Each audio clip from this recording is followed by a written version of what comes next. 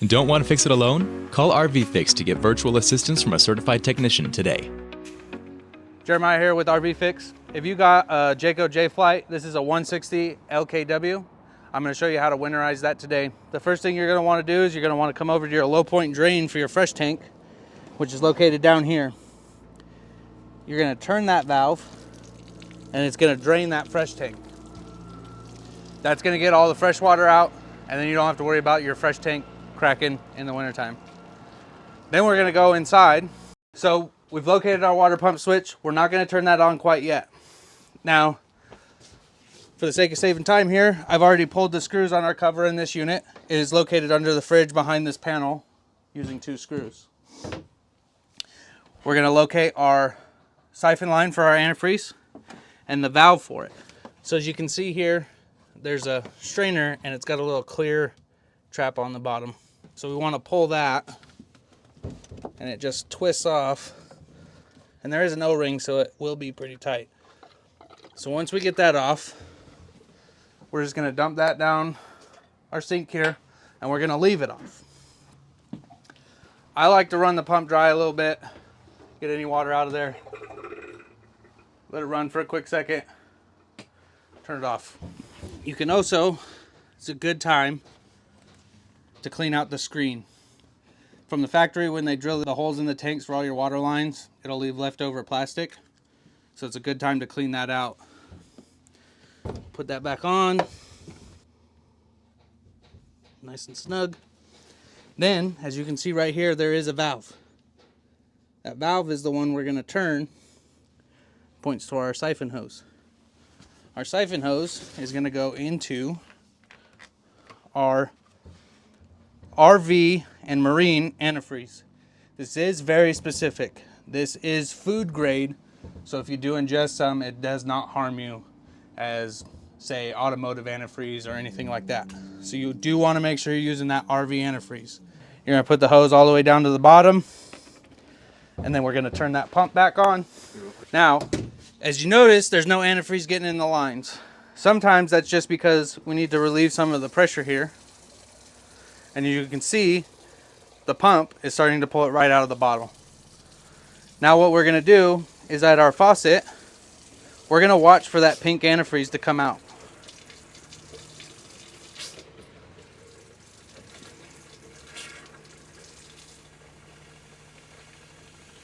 Once you get your pink antifreeze, you're going to swap over to the hot side.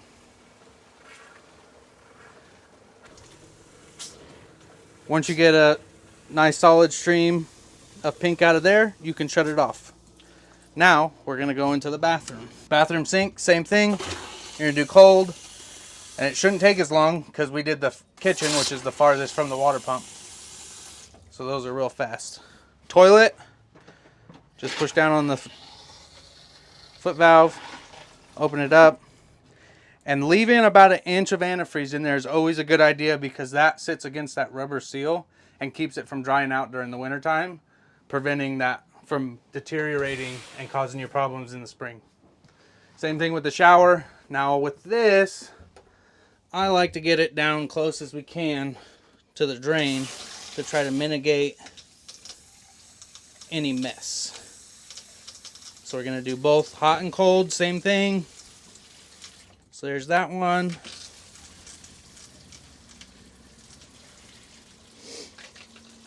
The shower can be a little deceiving because the line gets filled with it, so you gotta definitely make sure you get a good solid amount out of there. Then, if you were to have any outside showers or spray ports or anything like that, you're gonna want to go out and do those as well.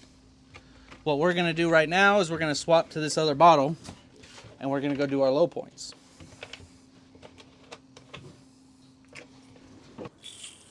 We're going to do the same thing. So there's some pink out of the cold. There's some pink out of the hot.